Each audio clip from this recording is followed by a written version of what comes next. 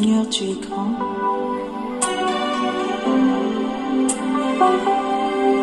Tu es tout-puissant. Tous les autres dieux sont des faux dieux. Ils viendront tous se prosterner devant toi pour reconnaître ta puissance, pour reconnaître ta majesté, pour reconnaître ta splendeur, mon Dieu. Sois béni à jamais parce que tu es grand. Donne-nous de contempler ta grandeur chaque jour.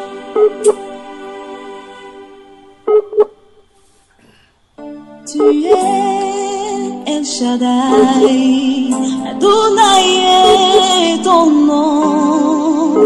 Elohim, c'est toujours toi, le Dieu admirable, le Dieu qui pardonne.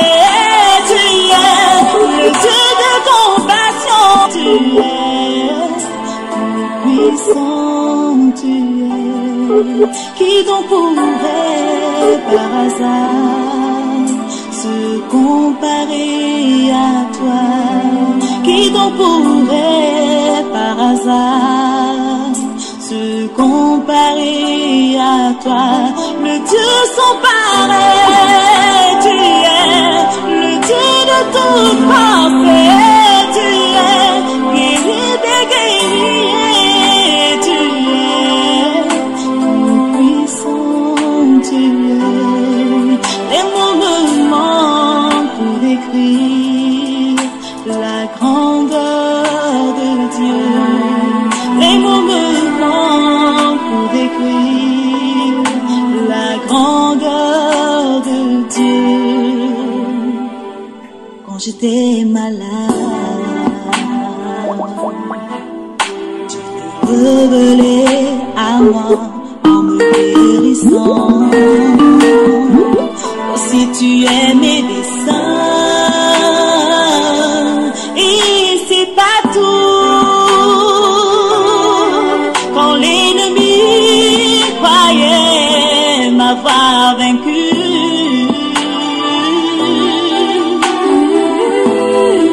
mon Dieu a combattu pour moi et il m'a donné la victoire. Aussi il est le Dieu de victoire.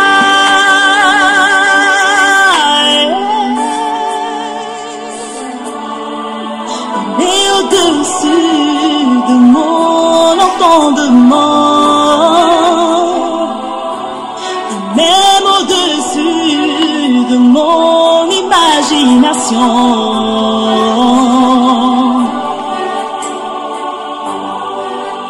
Car il est le Dieu d'amour, tout en lui n'est que amour.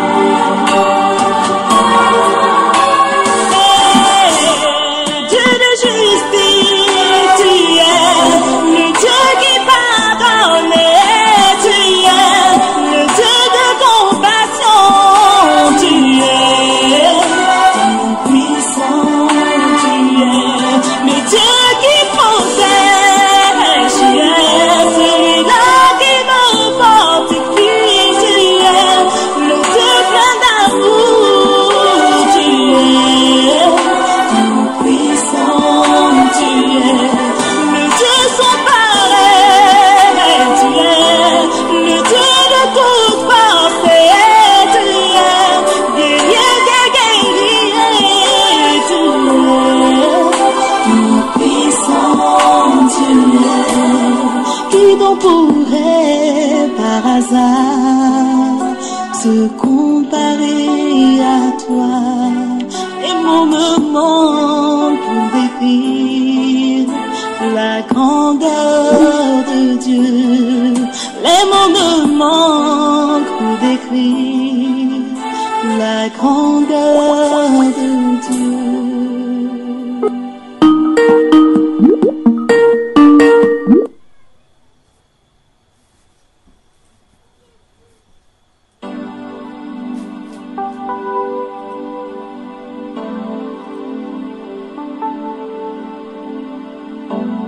Seigneur, tu es grand.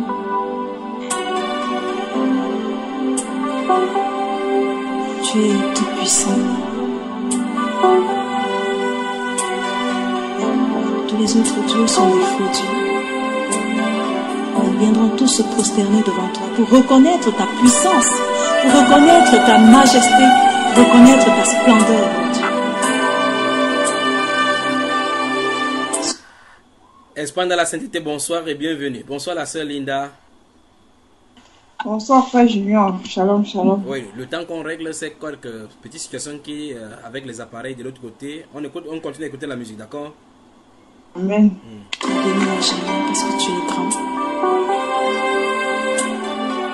Donne de contempler ta grandeur chaque jour.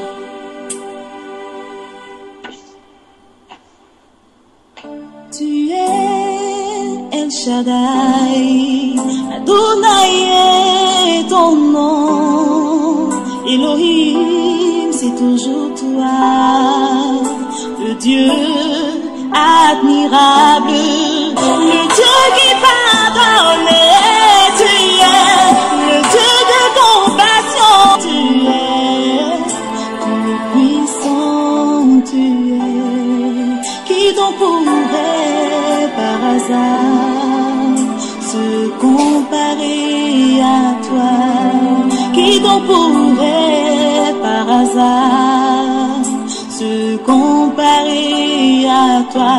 Le Dieu sans pareil, tu es le Dieu de tout parfait, tu es guéri des guerriers, tu es puissant, tu es. Les mots me manquent pour décrire la grandeur de Dieu. Les mots me manquent pour décrire la grandeur de Dieu. Rebonsoir et bienvenue dans Espagne dans la sainteté. Comment tu vas ce soir?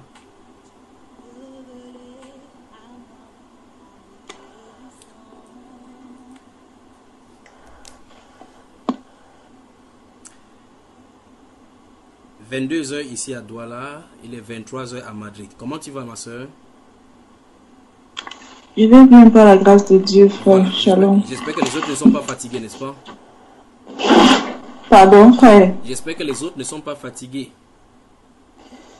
Voilà. Je crois que non.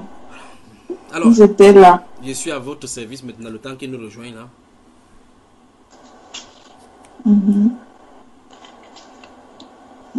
Ça va? Raconte-moi des enseignements, la lecture, la méditation, la prière. Comment ça va?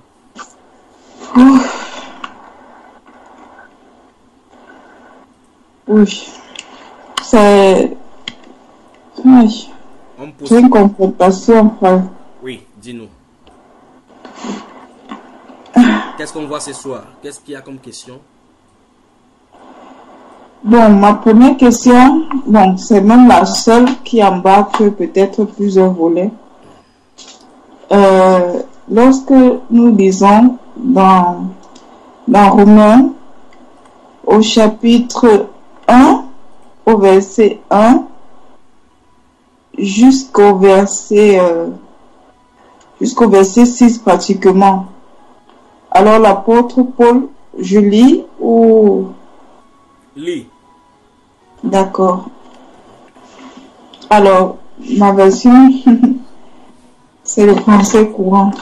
Comme tu parles couramment français, vas-y, lis cette version-là. Cette lettre vous est adressée par Paul, serviteur de Jésus-Christ, appelé à être apôtre et choisi pour proclamer la bonne nouvelle de la part de Dieu. Cette bonne nouvelle, c'est ce que Dieu a promis il y a bien longtemps par ses prophètes dans les Saintes Écritures. Elle parle de son Fils Jésus-Christ, notre Seigneur qui, dans son humanité, descend de David et qui a été déclaré Fils de Dieu avec puissance lorsque le Saint-Esprit l'a ressuscité des morts. Par lui, j'ai reçu la grâce d'être apôtre pour amener en son nom des hommes de toutes les nations à lui obéir en croyant. Vous êtes de ceux-là, vous qui, ayant reçu l'appel de Dieu, appartenez à Jésus-Christ. Amen. Amen. D'accord. Alors, ma question est la suivante. Quand est-ce que, parce que l'apôtre Paul dit ici, ayant reçu l'appel de Dieu, comment puis-je savoir que j'ai reçu l'appel de Dieu? Bon, cette question déjà m'amène déjà à comprendre aussi que quand est-ce que je peux savoir que Dieu me parle ou pas? Qu'est-ce que c'est que l'appel de Dieu? Quand est-ce que je peux dire que j'ai une relation avec Dieu au point d'affirmer que j'ai réellement reçu l'appel de Dieu? Bonne question. Ayant reçu l'appel de Dieu, appartenez, il dit, vous êtes de ceux-là, vous qui, ayant reçu l'appel de Dieu, appartenez à Jésus-Christ. Comment est-ce que je sais que j'appartiens réellement au Seigneur Jésus-Christ? Bon, premier volet. Oui. Et l'apôtre Paul dit, par lui, au verset 5, par lui, j'ai reçu la grâce d'être apôtre. Ceux qui se proclament apôtres, beaucoup disent que je suis apôtre. Comment devons-nous ou par quoi devons-nous reconnaître un apôtre? En son nom. À ton entrée, là, Bon, tu avais dit que tu avais combien de questions? Bon, tout ça, en fait, cette partie m'amène à me poser beaucoup de questions, celles que je suis en train d'énoncer là. Donc finalement, c'est une question, c'est un arbre qui a beaucoup de racines en bas alors quoi. Oui, en fait, c'est ça. Et des questions sérieuses qu'il faut examiner maintenant à la lumière de la parole de Dieu, n'est-ce pas? Oui, frère. Et pourquoi on ne pète pas des fils, il va falloir qu'on parle méthodiquement et doucement. N'est-ce pas? D'accord. Allons-y, je suis à ton service, pose les questions. D'accord. Et il dit, par lui, j'ai reçu la grâce d'être apôtre pour amener en son nom, des hommes de toutes les nations à lui obéir en croyant. Alors, cela m'amène à dire que Paul a une mission. Quand il dit, par lui, j'ai reçu la grâce d'être apôtre pour amener en son nom des hommes de toutes les nations à lui obéir en croyant. Oui. Alors, donc, je ne sais pas si je peux dire par là, ou cela signifie que Paul a eu une mission. Oui. Ok, maintenant, je veux un peu rapprocher ça, parce que moi, j'ai fréquenté des églises, des dénominations. Alors, dans la dénomination, il y avait un apôtre, la dernière que j'ai fréquentée, il y avait un apôtre, un frère qui a dit, je suis apôtre. Bon, et il a dit, le Seigneur m'a donné une mission et une vision. Si nous allons dans Habakkuk, verset 2, c'est Habakkuk 2, 3, 4, un instant, Habakkuk, le Seigneur dit d'écrire la vision sur les tables. Attends, l'Éternel répondit, et voilà. Nous sommes à Habakkuk, verset 2, chapitre 2, pardon, frère, chapitre 2, du verset 2 au verset 4. Je lis. Oui. L'Éternel répondit, écris cette révélation et grave-la sur les tablettes, écris-la clairement pour que chaque lecteur la lise couramment. Car c'est une révélation qui porte sur un temps fixé, qui parle de la fin et n'est pas mensongère. Si même il faut attendre que vienne l'Éternel, attendez-le patiemment, car il vient sûrement. Il ne tardera pas. Si quelqu'un flanche, il n'est pas droit de cœur, mais le juste vivra grâce à sa foi. Amen. Amen. Dans cette assemblée, il y avait un apôtre qui disait et qui dit toujours que le Seigneur l'a appelé à être apôtre et qu'il a reçu une vision. Et sa vision est, comment le dire en français, voilà, évangéliser, et amener le pouvoir surnaturel dans toutes les nations. Et alors, il a une vision et il a une mission. Il connaît spécifiquement quelle est sa vision et comment il doit travailler parce que le Seigneur lui a confié une certaine tâche. Alors, je me posais la question de savoir est-ce que la vision était biblique? Est-ce que la mission est biblique? Alors, lorsque j'ai lu ce passage, ça m'a interpellé en fait. Dans quel sens ça t'a interpellé? Pardon? Dans quel sens ça t'a interpellé? Dans le sens où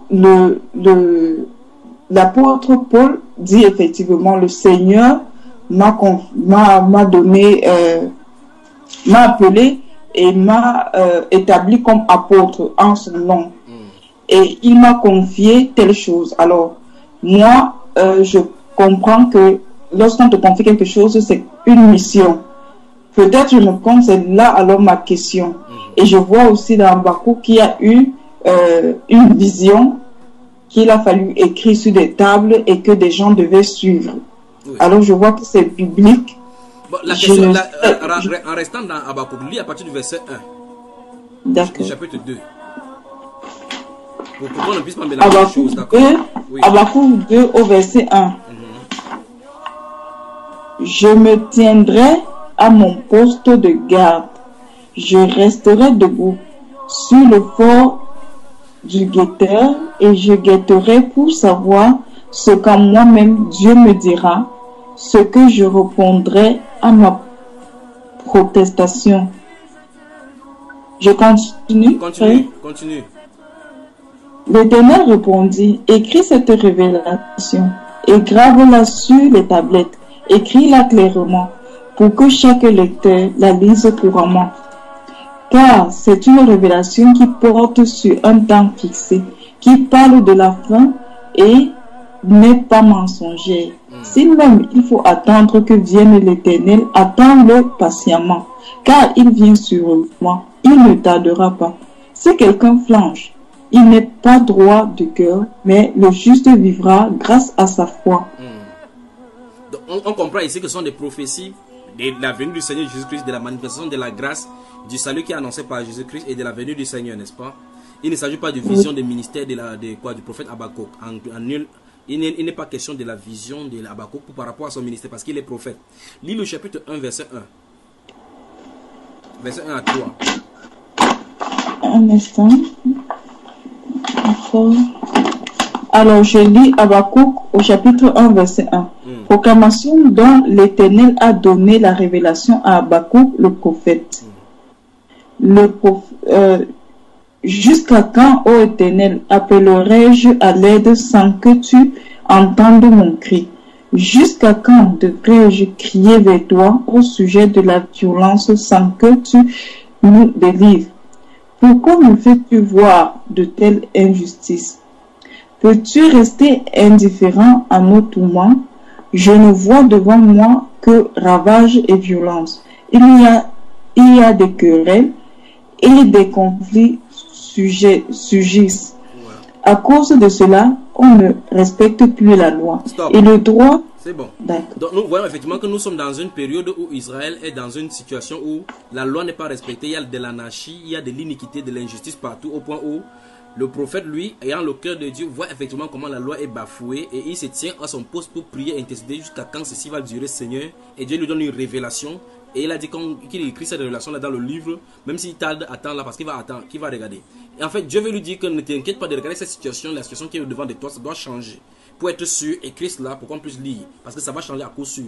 Donc cette situation que tu es en train de vivre n'est pas éternelle, ça va changer manifestement. Mais au moment où, dans la période où ça va te manifester, sache que c'est par la foi qu'on doit vivre parce que par les œuvres, les gens n'ont pas pu vivre et n'ont pas pu respecter la loi de Dieu. Donc ici, il s'agit d'une prophétie. Je suis en train de vouloir mettre les choses au clair par rapport aux questions que tu as posées concernant Romains, les appels et les visions du Seigneur, les missions. Ceci n'est pas une vision pour la mission du prophète Habakkuk. Habakkuk est prophète, depuis la naissance. Ici, il est en train de voir une prophétie en prophétisant sur le Messie, la période, ce que les Juifs sont en train de faire, comment le salut va aller dans les nations, ici de suite, et la foi sera prêchée, et la venue du Seigneur Jésus-Christ par rapport aux nations. Donc c'est ça dont il est question. Il n'est pas question de la vision pour avoir son ministère. D'accord, ma chère? Amen. Voilà, maintenant. Mais cela étant dit, restons dans le cadre maintenant purement néo-testamentaire où on a aujourd'hui, comme tu as dit, la dernière assemblée où tu étais, il y avait un apôtre qui a dit que c'était une chose qu'il a été appelé apôtre. Et quelle est la question que tu voulais parler vis-à-vis de l'apôtre Paul, toi, nous aujourd'hui, les apôtres, ainsi de suite? Qu'est-ce que tu voulais parler? Je voudrais savoir, par rapport à l'appel d'apôtre, par rapport au ministère, Oui. qui est-ce qui peut s'appeler apôtre? Comment? Donc, restons d'abord là-bas. Qui est-ce qui peut s'appeler apôtre? Répondons à la question d'abord, d'accord? Oui. Oui. Nous allons répondre manifestement. La Bible révèle que tout le monde peut se faire appeler apôtre. D'accord? Bonsoir et bienvenue à notre bien-aimé frère, le serviteur de Dieu qui se trouve du côté de la France. Bonsoir au frère Stéphane. Bonsoir. Bon, il lève seulement la main, comme la sœur. Bonsoir, sœur Linda. Bonsoir, frère Junior. Bonsoir. Abondamment. Oui, tu es entré dans Espagne, dans la sainteté, tu es en train d'écouter doucement les bonnes questions que notre sœur Linda a posées là. Tu as suivi le début, n'est-ce pas? Bon, elle a posé la question, qui peut aujourd'hui s'appeler apôtre? J'étais sur le point de lui dire clairement que, d'après les Saintes Écritures, tout le monde peut se faire appeler apôtre. D'abord, premièrement, d'accord? Tout le monde peut se faire appeler apôtre. Prends la Bible, ou bien prends une feuille. Je crois que comme il n'y a pas assez de temps, je vais lire, je vais citer certains passages seulement. Et puis, vous connaissez, je vais donner les références.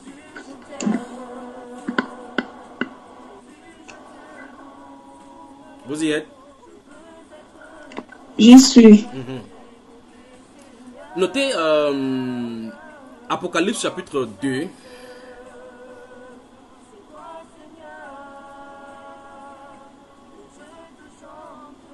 Apocalypse chapitre 2. Vous y êtes? J'y suis. Voilà. Dans Apocalypse chapitre 2, l'Esprit corrige, après avoir donné les félicitations à l'église d'Éphèse, lui donne une injonction là-bas, en le félicitant. Il dit que c'est que il dit que il y a des gens là-bas qui se disent apôtres. Oui. Et qui ne le sont pas. N'est-ce pas? Vous avec moi? Amen, frère. Dans l'Apocalypse chapitre 2, je crois que Apocalypse, le chapitre 2.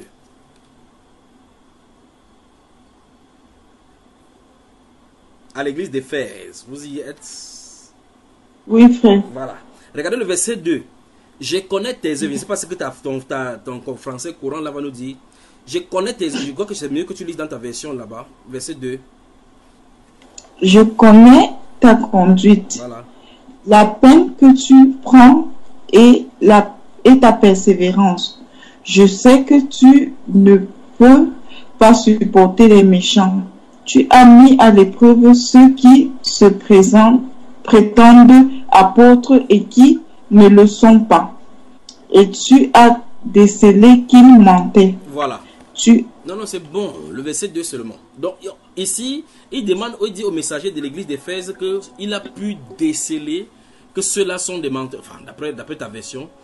La version du second parle d'éprouver. Il dit qu'il les a éprouvés, ceux qui se disent apôtres. Donc, je suis en train de répondre à la question. Tu dis, qui est-ce qui est appelé apôtre aujourd'hui? Il dit, tout le monde peut se faire appeler apôtre parce que chacun peut se dire n'importe quoi. La preuve en est qu'il y a des gens qui se font appeler général aujourd'hui.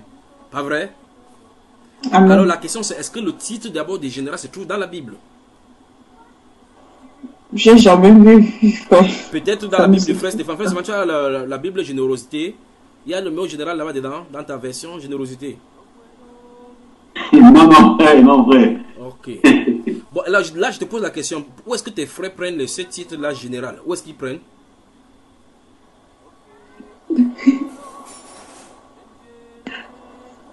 Ils se vont donner des titres. Ok. Lorsque on avance donc dans ces cas. Archibishop. Où est-ce que ça fait?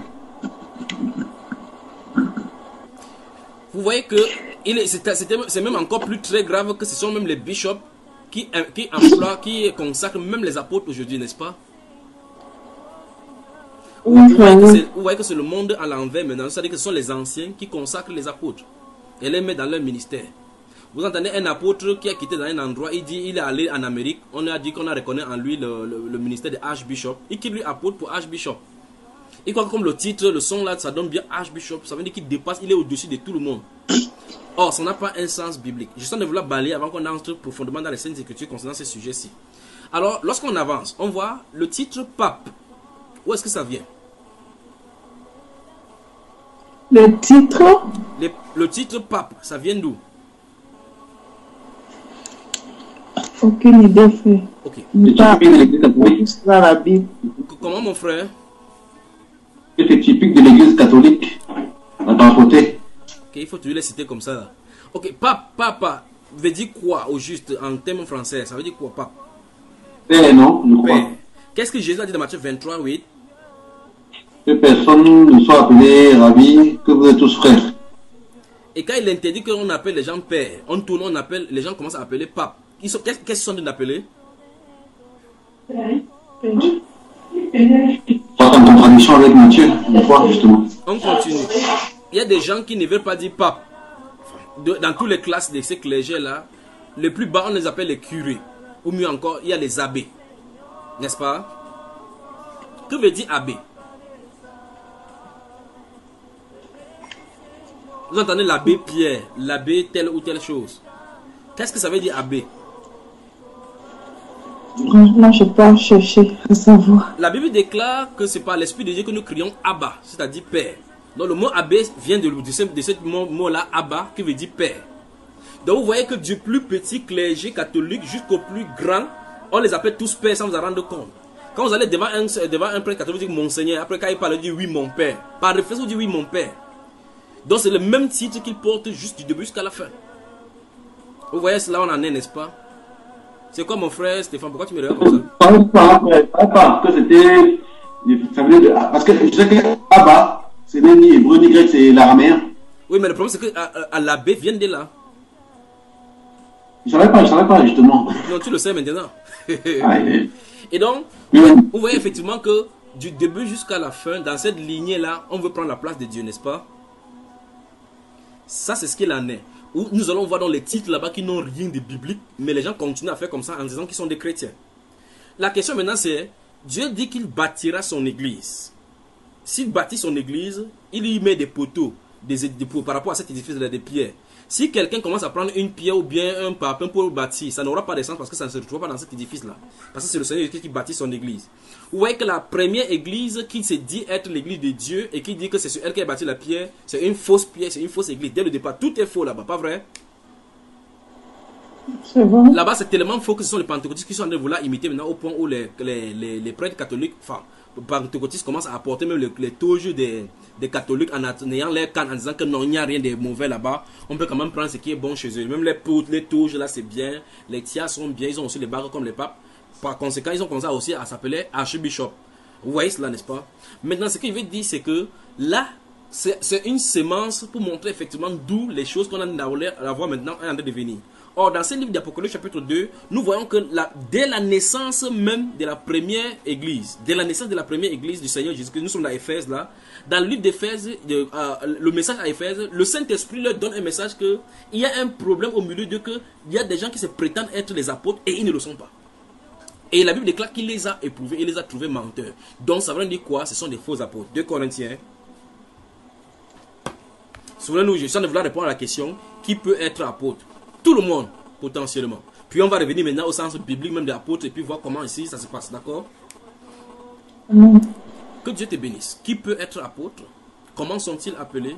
Comment connaître mon appel? Comment savoir qu'il doit faire quelque chose? Comment reconnaître que je suis en relation avec le Seigneur Jésus-Christ? Des questions intéressantes qui seraient bien de répondre à cette heure de la fin. Oui, la Bible déclare effectivement qu'on s'examine soi-même pour savoir si on est dans la foi, à moins qu'on ne soit réprouvé. D'où la raison de ces styles de questions.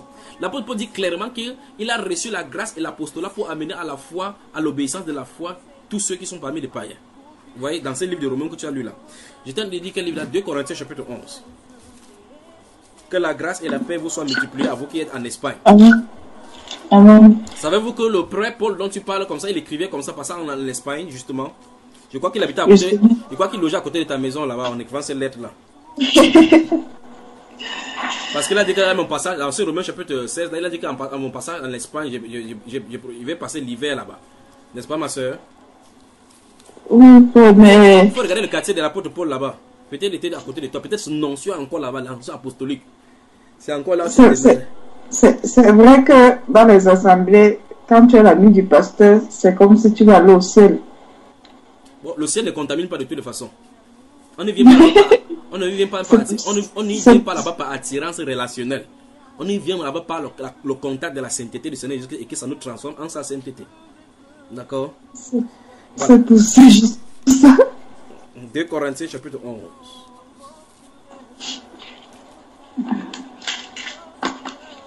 Maintenant, avant de lire le chapitre 11, il faut qu'on aille à partir du chapitre 10. Je vais prendre doucement. Souvenez-vous, il y a une question ici. Je vais mettre faire un bref aperçu par rapport à ce qui est arrivé avant qu'il introduise dans ces Corinthiens ici. Quelque chose se passe d'abord dans l'église de Corinthe. L'apôtre Paul, il prêche l'évangile. Stéphane, non pas frère Stéphane, pas toi. Stéphane et sa famille croient, il les baptise. Et le chapitre 1 Corinthiens va dire que du moins j'ai baptisé la famille de Stéphanos et autres. Donc tu vas effectivement, il y a un frère Stéphane aujourd'hui et notre sœur de l'Espagne qui sont purement bibliques. Alors l'apôtre Paul, il dit clairement au chapitre dans 1 Corinthiens que j'ai appris par les gens de Chloé. Par les gens de Chloé, que l'un dit que moi j'appartiens ici, moi j'appartiens ici, moi j'appartiens ici. Vous vous souvenez de cela? Il dit que sur le fait vous êtes charnel. Parce que Christ n'est pas divisé. Paul n'a pas allé à la croix pour vous. Pierre ou Céphas ou bien Apollos n'est pas mort pour vous. Depuis le chapitre 1 des premiers épîtres de Corinthiens, se trouve un problème, une sémence, un esprit de division dans l'église de Corinthe par rapport aux différents appelés qui ont été envoyés là-bas à prêcher l'évangile. Là, il pose des problèmes à l'apôtre Paul. Si vous lisez le chapitre 7 de 1 Corinthiens, il dit pour ce qui concerne les choses dont vous m'avez demandé, je crois qu'il est bon pour les femmes, pour l'homme de ne pouvoir avoir des femmes. Donc ces personnes-ci qui reconnaissaient l'apôtre Paul comme étant l'apôtre à qui il a prêché l'évangile, il le reconnaissait, lui posait des questions d'ordre doctrinal. Et il attendrait à ce que l'apôtre Paul leur donne plus de directives, parce qu'il y avait plusieurs bouches. Quel est le vrai problème? Le vrai problème, c'est qu'à Corinthe se trouvait, puisque c'était les coutumes grecques, les gens passaient le temps à écouter les bonnes nouvelles, à écouter les visions partout, à écouter les nouvelles, comme vous voyez dans le livre d'Actes des Apôtres, chapitre 17. On dit que tous les Athéniens passaient le temps à écouter seulement les breaking news. Vous voyez seulement tel pasteur a fait comme ça, on a fait comme ça, le pasteur au PD et dit non, ainsi de suite. On essaie d'écouter, c'est comme ça qu'il passait. Mais l'apôtre Paul prêchait la résurrection. Il est arrivé là-bas à Athénie, parcourir les hautes sphères, il est arrivé là-bas, il a vu la ville pleine d'idolâtrie. Je suis en train de prendre ça pour vous comprendre que la contrée grecque était remplie de la soif de la connaissance, la philosophie. Alors, l'apôtre Paul, il sème l'évangile. Au chapitre 2, il dit que au milieu de vous, je n'ai pas sémé autre chose autre que la puissance de Dieu. Vous avez vu dans ce chapitre 1, chapitre 2, verset 1 à 4. Vraiment, je suis en allé doucement parce qu'il veut toucher vraiment le but. Il dit que je n'ai pas eu parmi vous une pensée, autre pensée que Christ crucifié. Vous voyez, et j'étais moi-même au milieu de vous, tout tremblant. Et ma parole, ma prédication ne reposait pas sur des discours personnels qu'enseigne la sagesse, mais sur une démonstration d'esprit et de puissance, afin que votre foi ne puisse pas reposer sur la sagesse des hommes, mais sur la puissance de Dieu. Vous voyez, donc il n'était pas venu avec la sagesse. La puissance de Dieu, justement, était descendue à Corinthe, telle que ça n'était jamais dépendu au point où l'église avait reçu des dons spirituels. Puissamment. Il y avait tellement de langues et autres là. C'est pour ça qu'il peut parler des choses dans un Corinthien qui ne connaissait pas. Il peut parler de prophéties, de parler en langue, tant qu'ils ne connaissent pas là-bas. Donc ceux-là, ils avaient reçu tout cela. Il parle à l'un et de nous, il les donne cela parce qu'il y a ça là-bas. Il leur enseigne cela. Mais il leur enseigne par rapport à l'utilité maintenant. Je crois qu'il y a une femme en France là qui est en train d'appeler là. Je crois que celle-ci, il est là de travailler. Essaye d'écrire à cette femme de la France où nous sommes en ligne ici. Il est temps qu'on parle de ces choses de l'apôtre Paul là. Alors, il dit écrit à ceux-ci de Corinthe en leur signifiant que lorsqu'il était parmi eux, il a prêché l'évangile. Et certaines personnes de ce groupe, d'autres groupes sont venus prêcher autre évangile. Ça semait la confusion au point où chacun commençait à croire plutôt la doctrine de moi ici des juniors, moi ici plutôt de tel ou tel frère, moi ici de tel frère. Ça ne doit pas être comme ça. Chaque personne a reçu une grâce particulière. Vous prenez ici, vous acceptez la grâce qui est ici, la grâce qui est ici. Tout cela fait la complétude. Je ne sais pas si vous saisissez. Ce n'est pas que non, vous allez croire à ci, ça on peut croire à l'autre. Non, non, c'est pas cela. On doit reconnaître la grâce qui est dans la vie de chaque personne. Mais l'esprit de jalousie qui était à Corinthe, où on voulait chipper les gens. À Galate, il va dire que cette influence-là ne vient pas de celui qui vous a appelé. Quiconque qui vous crée cette influence au milieu de vous emportera la peine. Donc les gens amenés donc maintenant à enseigner d'autres influences, c'est-à-dire d'autres doctrines autres que les apôtres ne permettaient pas et que les apôtres n'avaient pas enseigné. Au chapitre 1 donc, on va lui dire une particularité qui a la débauche dans l'église de Corinthe. Il écrit donc pour les réprimander en disant clairement que vous êtes entrés dans l'orgueil et vous n'êtes pas plutôt entrés dans l'affliction afin que cette personne soit reprochée. Le chapitre 2, le deuxième livre épître de Corinthiens donc va faire état de cela parce que lorsqu'on a lu cette première lettre là, certains gens ont dû dire devant l'assemblée que l'apôtre Paul lui-même c'est qui. Il vient ici, quand il bavarde, on ne parle pas, mais quand il est loin, il écrit dans sa lettre comme s'il menace les gens. C'est ce que l'apôtre Paul dit dans ses lettres. Parce qu'il dit effectivement que les gens disent que lorsqu'il est là, il est faible, mais lorsqu'il est là, il parle. Et il leur dit donc que les gens, celui qui parle comme ça, sache que exactement, tel que nous sommes dans notre lettre, c'est comme ça que vous êtes physiquement. Comment voulez-vous qu'il vienne vers vous? Qu'il vienne avec la hardiesse que le Seigneur nous a donnée pour votre édification, parce que Dieu nous a donné les armes offensives et défensives de la parole. Il dit, quelles qu'en soient ces personnes qui sont de parler comme ça, quand il va venir, on va mesurer la puissance qui se dégage en nous. C'est ce que mon frère, grand frère Paul parlait. Donc il y avait un problème là-bas où les gens disaient que l'apôtre Paul, on ne voulait même pas reconnaître son autorité, reconnaître son apostolat. Maintenant, aux Corinthiens, on devait adresser une deuxième lettre. La deuxième lettre, c'était pour les féliciter. Elle a dit qu'en réalité, le but de sa première lettre, ce n'était pas pour les proposer la tristesse. Et que quand bien même la lettre les avait attristés, il ne se repentira jamais d'avoir fait, parce que la tristesse, selon Dieu, produit la repentance à salut, dont on ne se repent jamais. Et par conséquent, cette lettre-là avait eu effectivement son impact, parce que la personne qui avait été accusée dans 1 Corinthiens chapitre 5 avait reçu la repentance et est revenue à la voie. Maintenant, l'apôtre Paul a salué cela, maintenant il se met donc à commencer à dire aux gens qui viennent là-bas pour enseigner autre doctrine. Là maintenant, nous nous trouvons au chapitre 10 de 2 Corinthiens, on y va. J'espère qu'il ne va pas vite là maintenant. Ça va, frère. Voilà, merci. Dans 2 Corinthiens, chapitre 10, écoutez très attentivement ce qu'il va dire. Regardez. Moi, Paul, je vous prie, par la douceur et la bonté de Christ, moi, humble d'apparence, quand je suis au milieu de vous. Donc, ouais, effectivement, quand il séjournait là-bas, au milieu de vous, et plein de hardiesse à votre égard quand je suis éloigné. Donc, quand il est éloigné, le fait qu'il les aime, il a toujours cette attention là, son cœur est par là-bas pour regarder, pour voir. C'est pour ça qu'il a envoyé Timothée au-delà pour regarder que le tentateur ne les a pas tentés et qu'ils succombent. Verset 2, il dit, je vous prie, lorsque je serai présent, de ne pas me forcer à recourir avec assurance avec cette hardiesse dont je me propose d'user contre quelques-uns qui nous regardent comme marchands selon la chair. Vous pouvez regarder la confrontation que l'apôtre Paul a dû avoir, mes frères. Vous voyez cela? Regardez la façon dont il est dur. S'il y a une parole dure de l'apôtre, c'est ceci. Il a de les avertir effectivement ici là qu'il y a quelques-uns parmi vous qui disent que nous marchons selon la chair, que les gens ne parlaient selon la chair. Puis il dit ici, verset 3, si nous marchons dans la chair, nous ne combattons pas selon la chair. Il savait que le combat qui était à Corinthe, c'était le combat spirituel. Parce que c'est vrai qu'il y avait une divinité là-bas. Verset 4, et nous avons cité ces choses, si nous citons, effectivement, nous prenons cela pour renverser le raisonnement. Mais voici donc effectivement le raisonnement qui était là-bas à Corinthe. Car les armes avec lesquelles nous combattons ne sont pas charnelles, mais elles sont puissantes par la vertu de Dieu pour renverser des forteresses. Nous renversons les raisonnements et toute hauteur qui se lève contre la connaissance de Dieu et nous amenons toute pensée captive à l'obéissance de Christ. Maintenant, écoutez encore notre avertissement. Écoutez cela. Verset 6. Nous sommes prêts aussi à punir toute désobéissance. Ah mon Dieu, l'autorité de l'apôtre. Nous parlons de l'apôtre ici. Ce n'est pas l'apôtre des dîmes et autres là-bas, quand on met le tapis vert aujourd'hui, les gars de Coco à côté, on dit que non, voilà un grand apôtre. Ce n'est pas les caractéristiques de l'apôtre là-bas.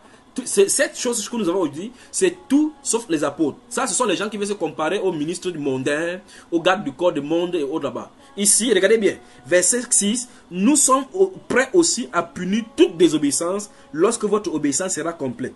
Maintenant, 7, vous regardez à l'apparence. Si quelqu'un se persuade qu'il est de Christ, qu'il se dise bien en lui-même que, comme il est de Christ, nous aussi, nous sommes de Christ. Et quand même, je me glorifierai un peu trop de l'autorité, vous voyez cela, frère, de l'autorité que Christ, vous y êtes, que le Seigneur nous a donné. Pas que le Seigneur m'a donné. Le Seigneur nous a donné. L'autorité que le Seigneur nous. Pourquoi il écrit ici nous? L'apôtre Paul ne s'inclut pas lui-même. Si vous regardez au chapitre 1, de cette deuxième épître de Corinthe, une fois de plus, qu'est-ce qu'il écrit?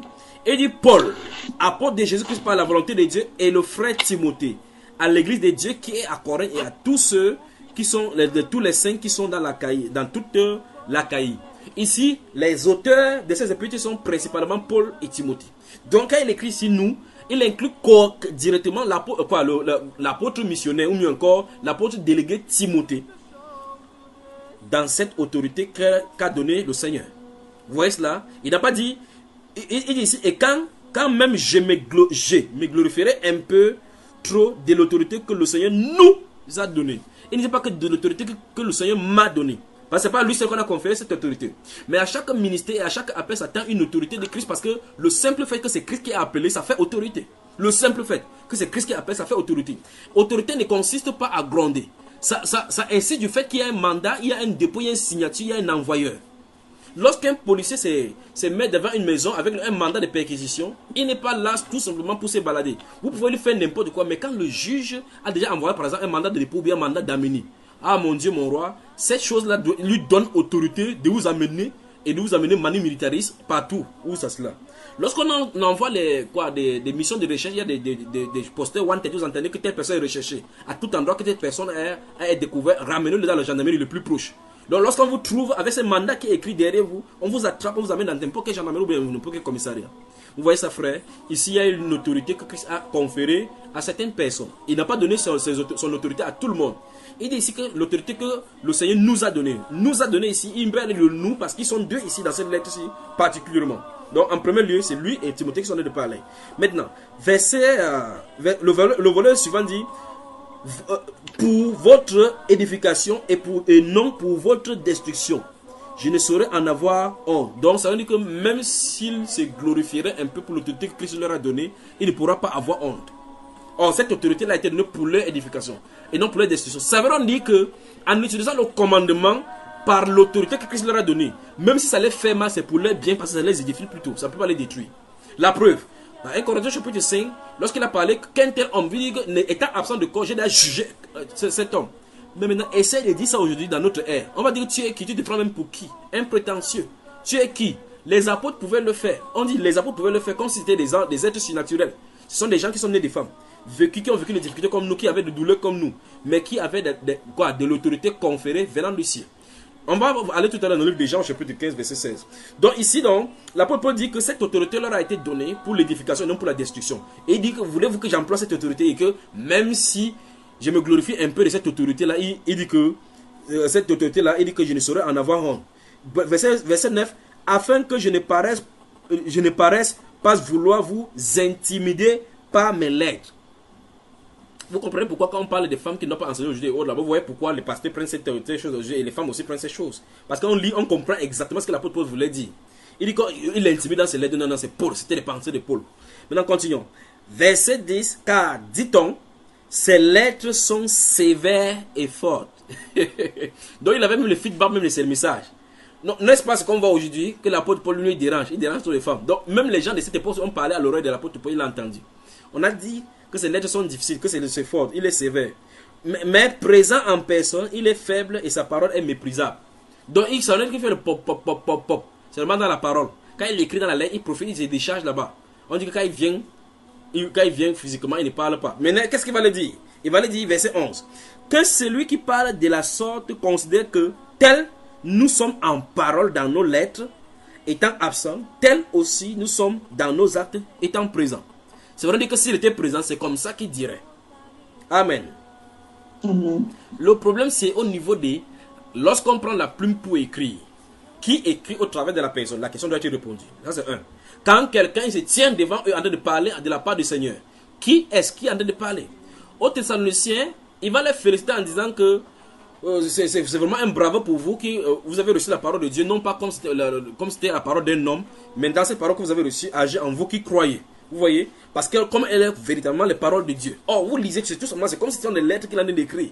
Mais pourtant, c'est la parole de Dieu qui y sont imprimées. On continue. Verset 12.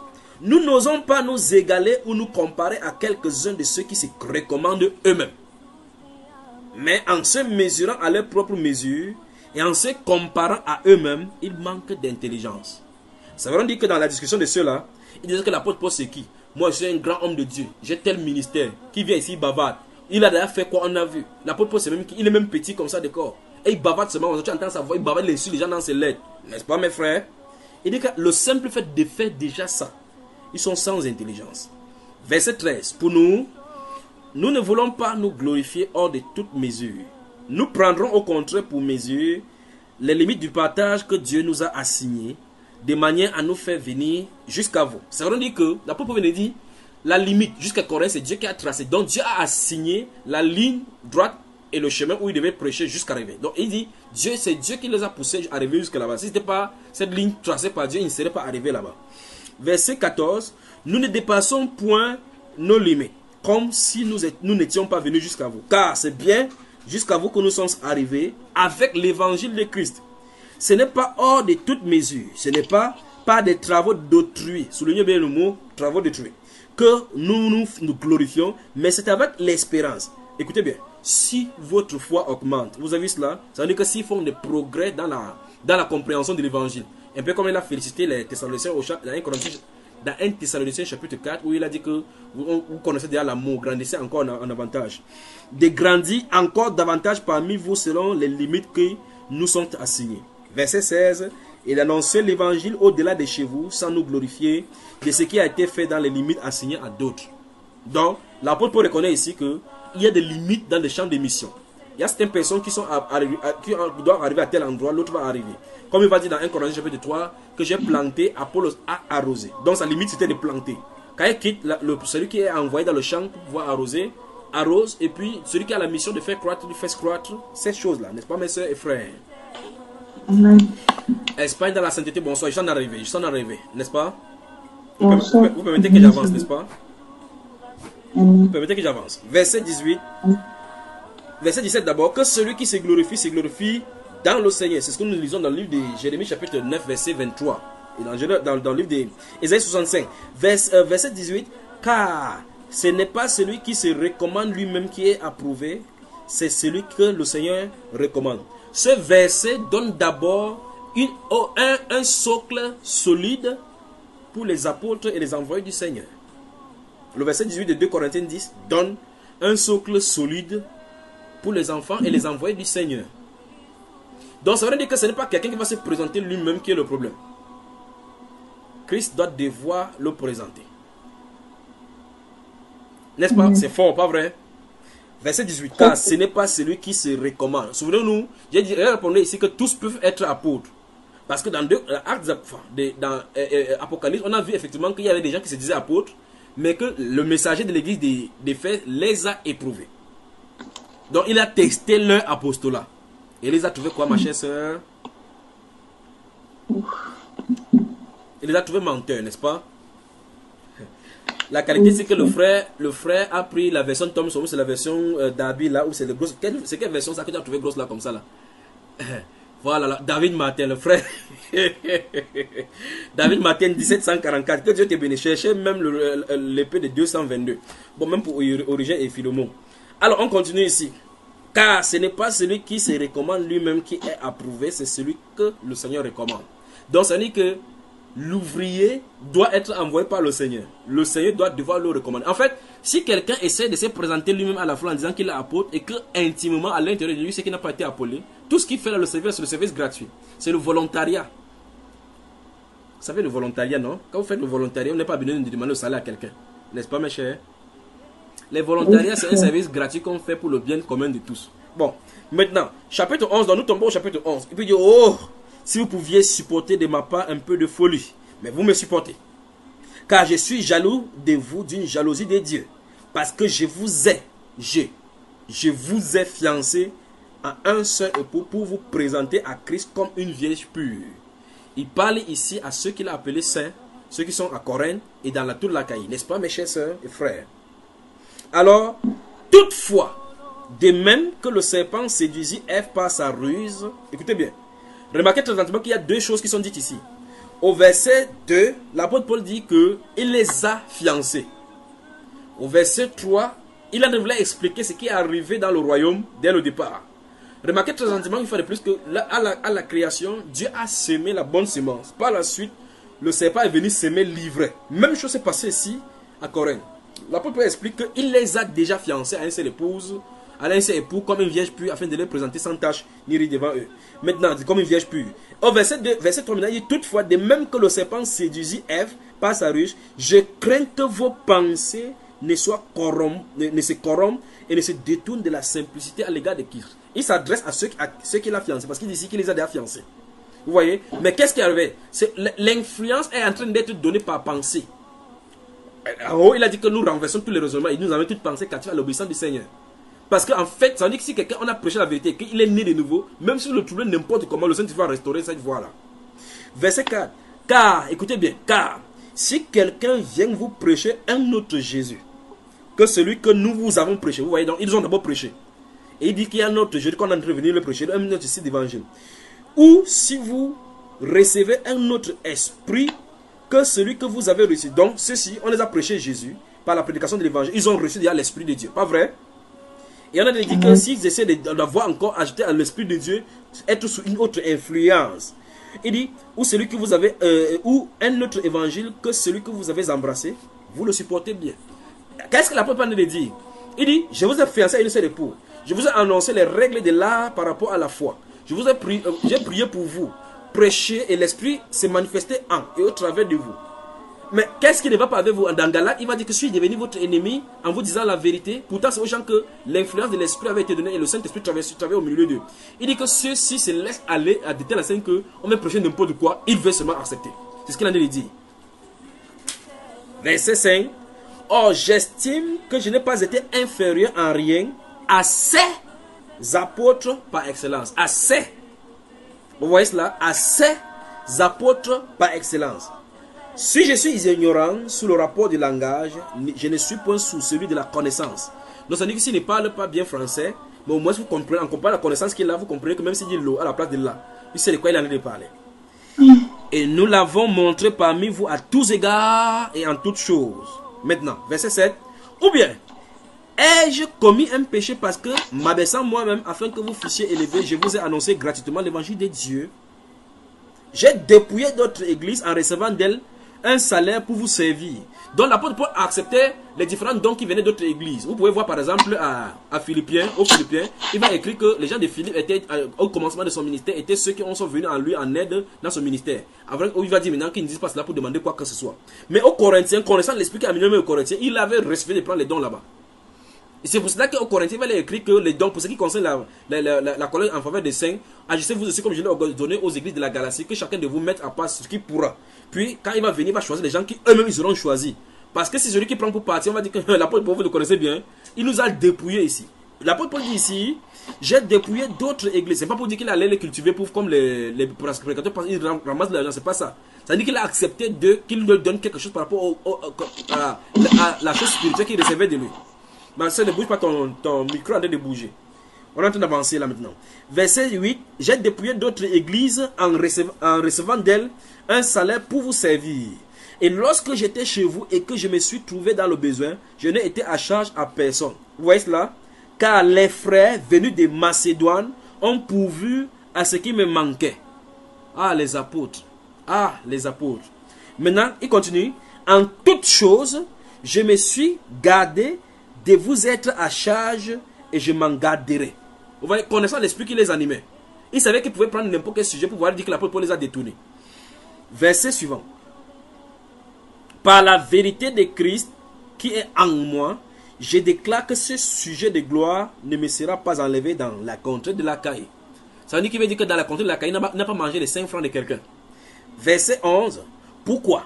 Parce que je ne vous aime pas, Dieu le sait. Mais j'agis et j'agirai de la sorte pour ôter ces prétextes à ceux qui cherchent un prétexte, afin qu'ils soient trouvés tels que nous dans les choses dont ils se glorifient. Alléluia. On avance. Verset 13. Amen. Frère Stéphane, tu peux nous lire le verset 13? Bonsoir la sœur Stéphanie. Dis-lui qu'elle prend le temps, qu'elle ne dorme pas, qu'elle nous écoute tranquillement de l'autre côté de l'écran, d'accord? Lis. Non, vas-y, lis. Ces hommes-là sont de faux apôtres, des ouvriers trompeurs, déguisés en apôtres de Christ. Alors, finalement, à la conclusion, il nous a dit qu'en réalité, ce n'étaient pas des vrais apôtres, pas vrai? N'est-ce pas, mes frères et sœurs? On veut me parler. On a Amen. parlé, non? Alors, la question c'est, ces gens-ci se présentaient, remarquez très attentivement que l'apôtre Paul n'est pas de s'attaquer au mondain ici. Il n'est pas en train de s'attaquer aux gens du dehors. Parce que lui-même, il a dit que pour ceux du dehors, Dieu les juge, ôtez de méchants du milieu de vous. C'est ce qu'il a écrit à ces Corinthiens-ci. La question c'est, comment ces hommes-ci se trouvaient à aller enseigner aux chrétiens sans en être appelés par le Seigneur? On devrait se poser la question. Là encore, plus grave, pendant que l'apôtre Paul était vivant, lui à qui l'apostolat, le ministère d'écriture a été donné. Réfléchissons-en. Alors, écoutez-moi bien maintenant. Écoutez-moi. Quand Jésus envoie, Satan envoie. Quand les Chinois voient une marque, eux-mêmes fabriquent. C'est le continent du dragon, de toutes les façons. Vous pouvez voir la similitude. N'est-ce pas? C'est le continent du dragon rouge. Alors, quand les Chinois voient une marque, ils doivent fabriquer la même marque, mais en tordant. Donc, c'est-à-dire clairement, c'est que Christ a ses apôtres authentiques, Satan a des apôtres chinois. Pas qu'ils sont des nationalités chinoises. C'est-à-dire qu'ils sont à la manière dragonienne des Chinois. C'est-à-dire ils imitent les apôtres. Mais le plus grave, c'est qu'ils étaient ici au commencement même de la naissance de l'Église.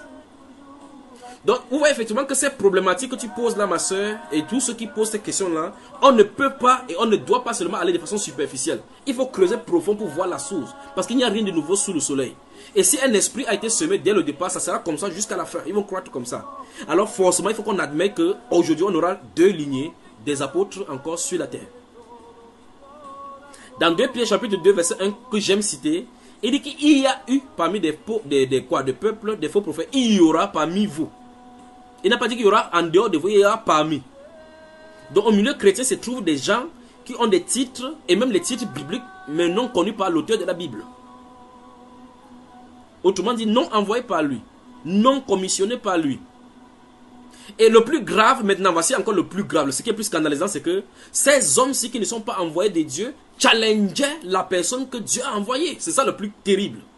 Parce que ces gens-ci sont venus prêcher aux Corinthiens en taxant l'apôtre Paul, qu'il était même Dieu dans ses lettres, il marche dans la chair. Il cherchait de quoi dans ses enseignements. Essaie de chercher comment il parle selon la chair. L'apôtre Paul veut dire que l'autorité que Christ nous a donnée, ce n'est pas pour votre destruction. Puis il s'adresse au troupeau qu'il a fiancé. Il dit que ces hommes-là qui viennent s'aimer cette influence en vous, qui prêchent votre évangile, ne sont pas des Christ, ce sont des faux apôtres. Donc le Saint-Esprit identifie clairement l'apôtre Paul comme le messager de l'église d'Éphèse qui est là pour disséquer les vrais des faux apôtres. Et de faire que l'amour de Christ et l'authenticité de doctrine qui a été semée une fois pour toutes soit maintenue jusqu'à ce qu'il quitte la scène. Amen. Amen. Frère Stéphane, tu es avec moi? Je peux continuer. Donc le problème des ministères d'apôtres, de l'appel apostolique, de qui est apôtre, de comment devient-on apôtre, n'est pas une petite affaire. C'est quelque chose qu'il faut parler, reparler, plonger, entrer, et puis le Saint-Esprit nous y guider. Mais on a vu une base fondamentale que ce n'est pas celui qui se recommande lui-même qui est approuvé. Parce que quand ceux-là arrivaient à Corinthe, ils se présentaient comme apôtres. Ces gens-là, on ne les connaît pas, on ne connaît pas leur nom. L'apôtre peut dire que ces hommes-là, donc ils étaient nombreux. Ces hommes-là sont les faux apôtres. Il ne dit pas que ce sont les faux apôtres de Christ, non, que non, frère. Il ne dit pas que ce sont les apôtres que Christ a envoyés, mais ils se sont détournés en suivant la voie de Balaam, que non.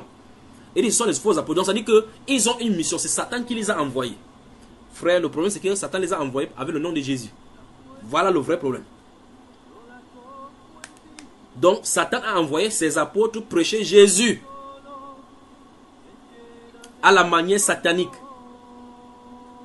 Et donc c'est pour cela que l'apôtre Paul va dire dans Galates chapitre 1, le verset 8 et 9, que quand nous-mêmes, quand un ange du ciel viendra vous prêcher un autre évangile, autre que nous avons présenté, nous avons prêché, qu'il soit anathème. Ça veut dire qu'ils savaient et reconnaissaient que l'authenticité et l'infaillibilité de l'évangile leur a été confiée. Et comme ça a été dressé, comme était faisait des tentes, ils mettaient comme ça les bases pour la tente que Dieu devait être, dont Dieu devait être l'habitation. La demeure de l'esprit, l'église. Et donc quand il a posé la fondation, il a dit que cette fondation a été prêchée une fois pour toutes. Personne ne doit y ajouter quelque chose. Personne ne doit en poser une autre fondation. C'est à cause de ces choses que nous sommes en train de vivre aujourd'hui, qu'eux ils ont vécu, ils avaient les prémices et les secousses de cela, des signes précurseurs de cela, des semences de cela, la gestation de cela, ils avaient cela. C'est donc pour cela qu'ils pouvaient mettre cela dans les Saintes Écritures. Mais le vrai problème là, c'est que, étant dans l'évangile ayant pris l'ampleur universelle, ces problèmes se trouvent comme étant un problème universel. C'est-à-dire le problème des faux apôtres, des faux prophètes, des faux docteurs, des sectes pernicieux et de noms de Seigneur Jésus-Christ qu'on traîne en dérision se trouve universellement. Parce qu'en réalité, l'évangile est tiré à sa fin dans les nations. C'est plus cela. Dans 1 Corinthiens chapitre 11, le verset 17, il dit que d'abord j'entends que lorsque vous vous assemblez, il y a parmi vous des sectes. Vous voyez cela?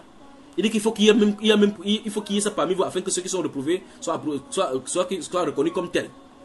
Donc parmi les chrétiens, ils se réunissaient comme ça, il y avait des sectes, des groupements. Mon Dieu. Alors le Saint-Esprit nous dit ici que des faux apôtres sont nés avec l'église. Mais le Saint-Esprit nous dit qu'ils ne sont pas nés dans l'église parce qu'ils sont seulement entrés pour s'y greffer. Ces hommes-là sont des faux apôtres, des ouvriers trompeurs.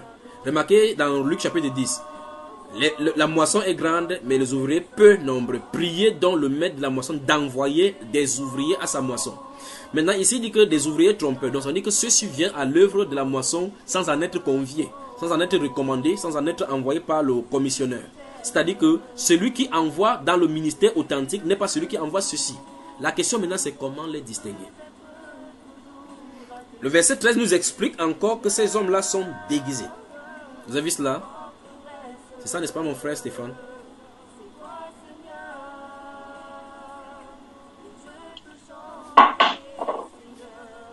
Vous êtes avec moi? Amen. La Bible dit donc que ces gens-ci sont des faux ouvriers. Des ouvriers trompeurs, des faux apôtres de Christ. Des ouvriers trompeurs déguisés en apôtres de Christ. Et puis il dit que ce n'est pas étonnant parce que Satan lui-même se déguise en ange de lumière. Mais le vrai problème maintenant, c'est que il dit que ces gens-ci sont déguisés. Ça veut dire qu'ils ont porté des masques, n'est-ce pas? C'est pas frère, c'est pas bien frère. Donc si vous le voulez bien, prenons une respiration musicale et puis on revient maintenant, d'accord? Amen, frère.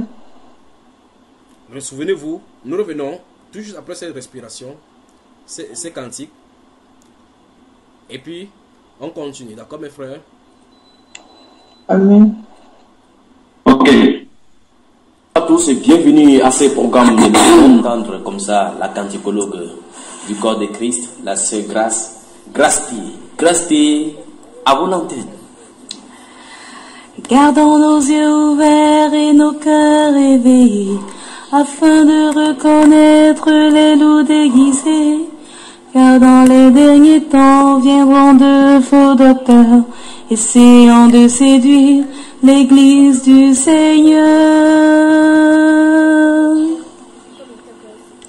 Gardons nos yeux ouverts et nos cœurs éveillés, afin de reconnaître les loups déguisés. Car dans les derniers temps viendront de faux docteurs, essayant de séduire l'église du Seigneur.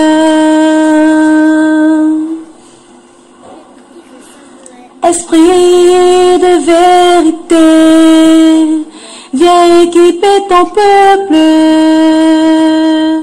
et dans ces derniers temps, préserve tes enfants. Esprit de vérité, viens équiper ton peuple, et dans ces derniers temps, préserve tes enfants. Aimons la vérité, connaissant le Seigneur, laissons-le purifier nos pensées, nos cœurs. Saisissons la parole comme une arme aiguisée, renversant nos idoles, Dieu sera glorifié. Aimons la vérité, connaissant le Seigneur, laissons-le purifier nos pensées, nos cœurs. Saisissons la parole comme une arme aiguisée, renversant nos idoles, Dieu sera glorifié. Esprit de vérité, viens équiper ton peuple, et dans ces derniers temps, préserve tes enfants. Esprit de vérité, viens équiper ton peuple, et dans ces derniers temps, préserve tes enfants. cessons de convoiter ce qui est dans le monde. Il faut abandonner l'orgueil et le mensonge. Aimer la volonté du Père, vivre pour lui sur cette terre. Église du Seigneur, regarde vers le ciel et attache ton cœur au trésor éternel.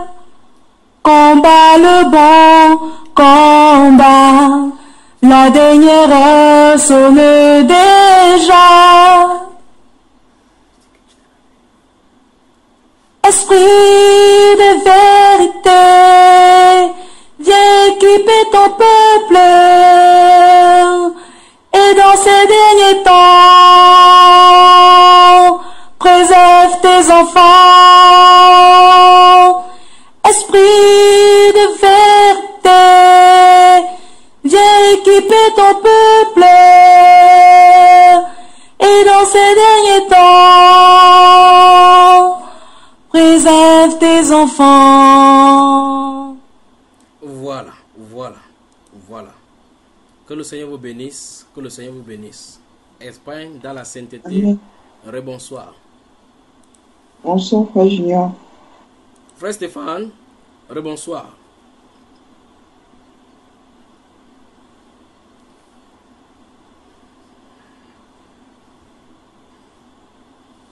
Son micro est fermé. Les frères, Qu'est-ce qui t'inspire bonsoir frère. ces mini cantiques là? Waouh, j'ai aimé le présentateur, les gens comme lui, la chanson. Je parlais du cantique, du cantique. Mais je parle en général. Ah ok.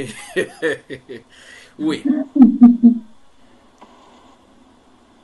Wow. Vraiment, très beau cantique.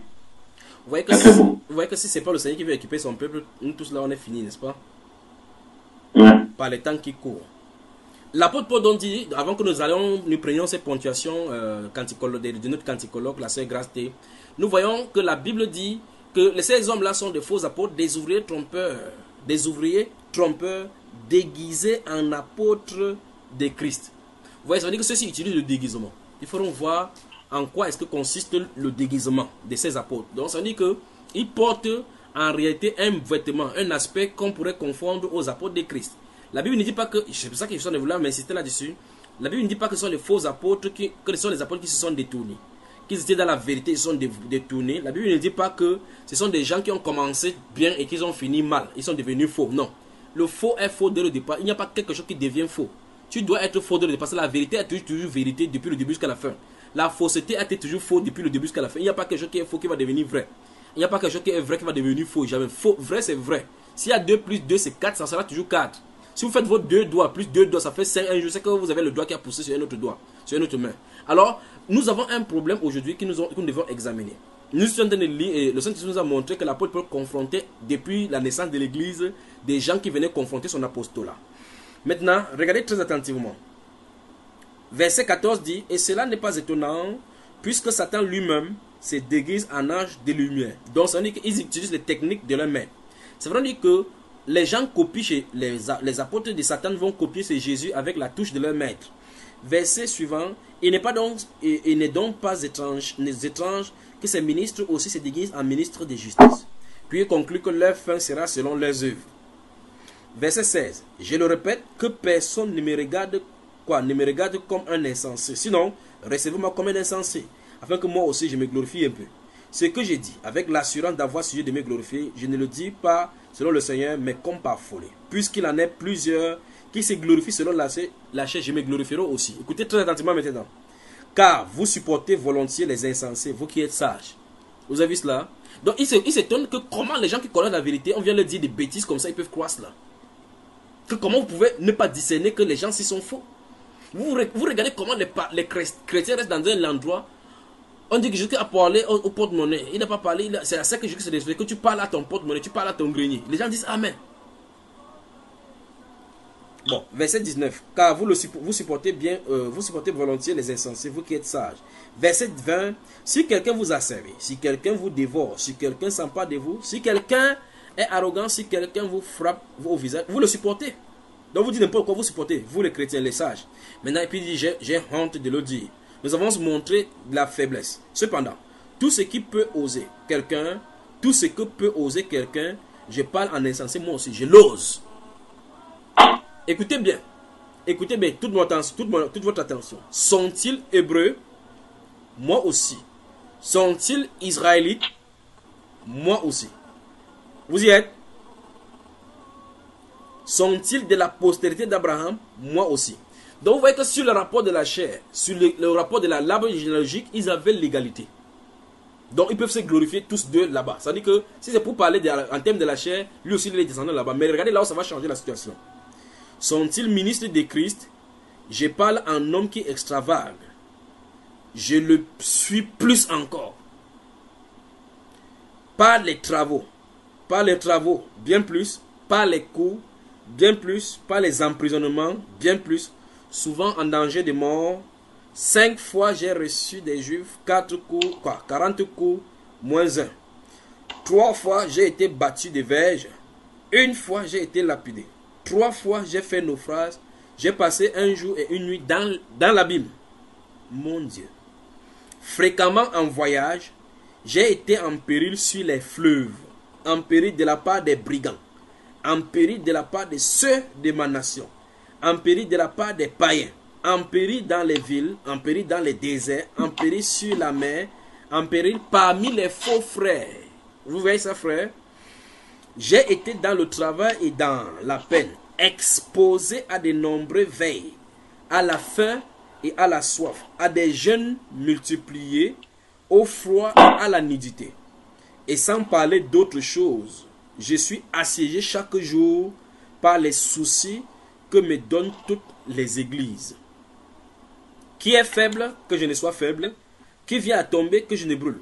S'il faut se glorifier, c'est de ma faiblesse que je me glorifierai. Dieu qui est le Père du Seigneur Jésus, qui est béni éternellement, c'est que je ne mens point. À Damas, le gouverneur du roi Arétas faisait garder la ville des Damascéniens pour se saisir de moi. Mais on me descendit par une fenêtre dans une corbeille le long de la muraille et j'échappais de leurs mains. Il faut se glorifier, cela n'est pas bon. J'en viendrai néanmoins aux visions. Qu'est-ce que l'apôtre Paul est en train de dire? Il est en train de vouloir présenter les preuves de son apostolat. Vous voyez ça, frère? Verset 11 du chapitre 12. J'ai été insensé, vous m'y avez contraint. C'est par vous que je devrais être recommandé. Car je n'ai pas, vous y êtes, je n'ai été inférieur en rien aux apôtres par excellence, quoique je ne sois rien. Verset 12. Les preuves de mon apostolat ont éclaté au milieu de vous par une patience à toute épreuve, par des signes, des prodiges et des miracles. En quoi avez-vous été traité moins favorablement que les autres églises? Sinon, en ce que je ne vous ai point été à charge. Pardonnez-moi ces torts. Amen, amen. Et que le peuple de Dieu dise amen. Amen. Voilà. Maintenant, je peux parler, n'est-ce pas? Amen.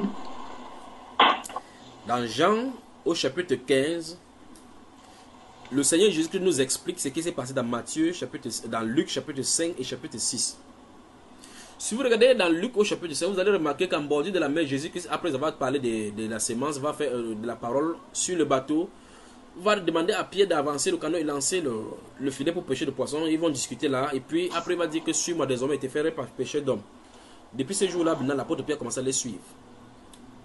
Là, c'est son appel. Puis, le chapitre 6 de Luc, ça c'est l'événement de l'appel de l'apôtre Pierre, de Pierre, en tant que disciple du Seigneur Jésus. Je ne sais pas si vous connaissez cet événement.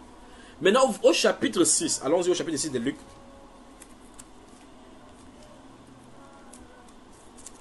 Que Dieu vous bénisse. Amen. Luc, le chapitre 6, verset 12, 13, 14 et 15. Allons-y, mon frère.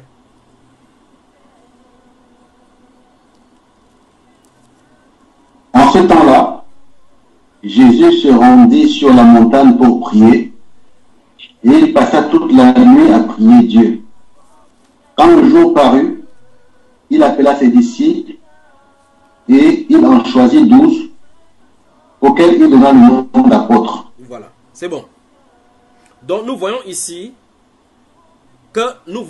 exactement que le fait qu'on ait choisi, qu'on est né de nouveau, ou bien qu'on vient dans le corps de Christ, ne nous donne pas la tâche d'apôtre directement. La séquence et le cliché nous est déjà montré ici. Regardez le chapitre 5. Le chapitre 5. Je vais lire rapidement à partir du verset 1.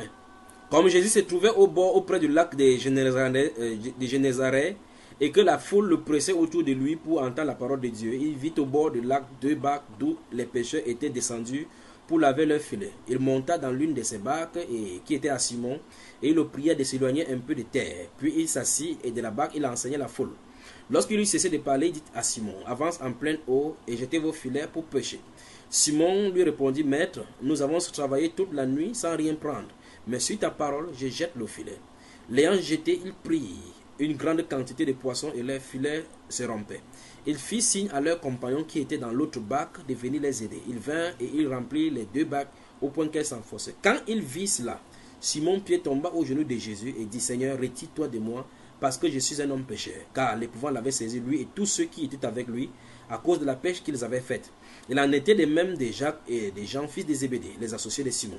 Et alors Jésus dit à Simon, ne crains point, désormais tu seras pêcheur d'hommes. Et ayant ramené les barques à terre, il laissait tout et le suivit. Donc on voit effectivement que ici, Jésus les appelle, ils viennent tout simplement, mais ils ne sont pas entrés encore dans leur ministère, propre ministère, en tant que ministère désigné. Au chapitre 6, donc, la Bible déclare qu'en ce temps-là, il est monté sur la montagne et il a prié. Donc le problème de l'apôtre, si ce n'est pas un petit problème, que les gens s'aventurent n'importe quoi pour se faire appeler apôtre n'importe comment. Jésus a dû passer toute la nuit pour prier, pour choisir les apôtres parmi les disciples. Donc, première chose, un apôtre n'est pas formé par un homme, ni désigné par un homme, c'est Jésus qui appelle directement les apôtres. Première chose. Vous avez moi, hein? Amen, frère. Et les gens, si n'ont pas fait des formations spéciales, des formations apostoliques pour recevoir le diplôme de l'apostolat, c'est une mission désignée depuis le ciel. Notez Galates chapitre 1, verset 11 à 16. C'est une mission désignée depuis le ciel parce que les apôtres sont là pour une mission bien déterminée comme tous les autres ministères du corps. Ils sont là désignés, prédestinés pour cela. Ils sont dans le corps pour cela, pour engendrer, pour catapulter le corps dans la maturité. Alors, ici, la Bible nous rend compte ici en disant qu'en ce temps-là, Jésus s'est rendu sur la montagne pour prier. Il passa toute la nuit pour prier Dieu. Quand le jour parut, il appela ses disciples, il en choisit 12 auxquels il donna le nom d'apôtres. Donc, la Bible veut nous faire comprendre ici qu'il avait plusieurs disciples. Mais c'est seulement 12 qu'il a dit, voici les apôtres. N'est-ce pas terrible? Pour quelqu'un qui a une mission, qui est censé venir sauver les gens partout dans le monde, il choisit seulement le 12. Alors qu'il a plusieurs disciples avec lui, on les désigner tous pour que le travail soit, qu'on gagne les âmes dehors, les gens qui périssent là. Il choisit seulement 12. Même pas cela, il choisit seulement 12. Et même parmi les 12 là, il y a un intrus parmi. Et il appelle aussi 12, celui-là, apôtre. Quel est le type de Judas, l'apôtre ici, que c'est Jésus même qui appelle? Un apôtre traître. Vous voyez, la même chose comme le Seigneur a créé Lucifer. Même chose. Bon, je peux avancer, frère. Donc, c'est Dieu qui appelle les apôtres. Les apôtres ne sont pas faits par une élection. Les apôtres ne sont pas désignés par un comité des hommes. Les apôtres ne sont pas désignés par une réunion d'hommes à l'issue d'un diplôme de formation ou bien de quoi que ce soit. Non. Les apôtres de la Bible, qui sont envoyés dans le champ de Dieu, je crois qu'il préfère appeler ainsi. Les ouvriers envoyés en tant qu'apôtres dans le champ de mission du Seigneur sont appelés directement par lui. Parce qu'ils sont envoyés pour faire quelque chose, pour débrousser devant le Seigneur. Les choses qui sont là-bas, saccager ce que Lucifer a mis dans le corps, et puis restaurer tout ce que Dieu a envoyé dès le départ, depuis les apôtres.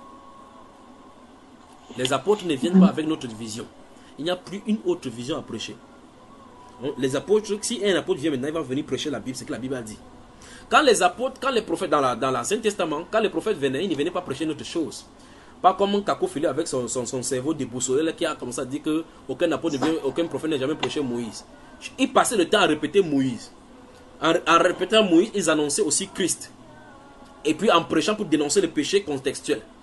Voilà en quoi les prophètes étaient là. Daniel va dire que nous n'avons pas réuni tout ce que tu as donné à notre père, la loi que tu as donnée à notre prophète Abraham, notre père, comment il s'appelle, Moïse. Et toutes les calamités sont arrivées. Jérémie va dire la même chose.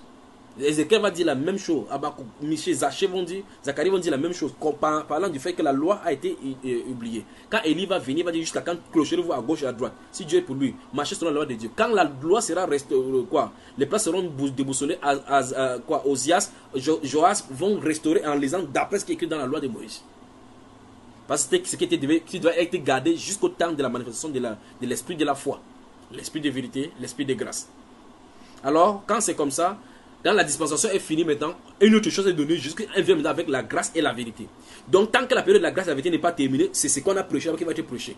Quand la période de la grâce et de la vérité vont quitter, les 144 vont venir prêcher autre chose. Voilà ce qu'il en est. Amen. Amen. Je vois que vous êtes fatigué. Comme il est minuit, il est quoi, une heure chez vous là. C'est ça? Non, il est 1 minute 13. Minute 13. Comment faites les yeux comme ça quand vous êtes fatigué? J'avance ou bien j'arrête? Non, on continue. J'avance mon frère. Faut pas qu'on dise comme ça que Stéphanie t'a attendu fatigué. Puis il a dit que c'est le frère Junior qui crée le problème dans les couples. Voilà. Alors, la Bible déclare, et d'après ce que nous sommes en train de voir ici, nous voyons que c'est le Seigneur Jésus qui apporte. Vous voyez effectivement que les apôtres, les disciples ne connaissent pas quoi que ce soit concernant l'apostolat jusqu'à ce que Jésus dit, quand il passe, il touche, il dit, toi, viens, tu es apôtre, toi, tu es apôtre. Là, ils ne comprennent pas effectivement, parce que apôtre, ça veut dire envoyer en avant. Envoyer en avant. Et puis, au chapitre 10, justement, on va effectivement dire qu'il va choisir ces gens-ci, il va aussi envoyer en avant devant lui. Or, vous voyez effectivement que dans il va choisir 70 autres disciples qu'il va envoyer devant eux. Donc, il les envoie devant marcher, devant eux, sans qu'ils ne portent le ministère de l'apôtre. Je ne sais pas si vous saisissez. Ceux sont les apôtres. Au chapitre 10 de Saint Luc, il va choisir 70 autres disciples qui va les désigner en les désignant 2 à 2 à aller devant de lui. Le fait qu'il les envoie 2 à 2 devant lui pour marcher dans tous les villages où lui-même devait prêcher par la suite, ça ne veut pas dire qu'ils sont apôtres. Vous voyez le problème que nous avons maintenant? Pourtant, la Bible déclare quand Paul l'apôtre se présente, il dit que Paul, apôtre de Jésus-Christ, pour la foi des élus. Paul, apôtre de Jésus-Christ. Vous voyez cela, n'est-ce pas? Il se présente comme ça. Or, c'est lui qui a été désigné par Dieu, par la volonté de Dieu, pour amener la foi chez les païens. C'est terrible. La question c'est, quand quelqu'un vient aujourd'hui, il dit qu'il est apôtre, et qu'il prêche une vision qui est contraire même à la Bible, d'où détient-il son apostolat? D'où? Alors les apôtres de la Bible sont désignés par le Seigneur qui les envoie, parce qu'il les envoie pour une mission bien déterminée. Les apôtres de la Bible ne s'écartent pas de la doctrine des apôtres initialement instaurée, parce qu'il y a les premiers apôtres ont dit qu'il n'y a plus une autre doctrine. L'apôtre Paul a dit dans 1 Corinthiens chapitre 15, verset 11, que ce soit eux, que ce soit nous, c'est ce que nous prêchons. Donc il n'y a pas de différence. Au chapitre 11, le verset 16, il a dit que si quelqu'un se plaît à contester, nous n'avons pas comme ça ses habitudes, pas non plus comme les églises de Dieu. Donc il n'y avait pas de contestation entre ce que les apôtres enseignaient. Tous les apôtres du Seigneur étaient unanimes par rapport à la doctrine qu'ils enseignaient. Mais aujourd'hui, les apôtres dits de Jésus viennent contredire les autres apôtres, les premiers apôtres de Jésus. C'est grave. On peut encore dire qu'on contredit quelqu'un parce qu'on peut dire que non, quelqu'un a sa part d'interprétation. Mais pour qu'ils viennent contredire ce que celui de la Bible a dit, c'est terrible. Ces gens-là sont des faux apôtres, des ouvriers trompeurs que le Seigneur ne connaisse pas et que Lucifer a envoyé, le dragon rouge a envoyé en implémentant avec leur esprit des dragons. L'Espagne de la sainteté, bonsoir. Bonsoir, frère. Ça, c'est le premier volet de la question. Dans la deuxième partie, nous allons continuer à développer jusqu'à ce qu'on va toucher maintenant comment savoir qu'on est appelé en tant qu'apôtre et comment connaître son appel. Que le Seigneur vous bénisse. Mais tout à l'heure, non? Oui. Ok.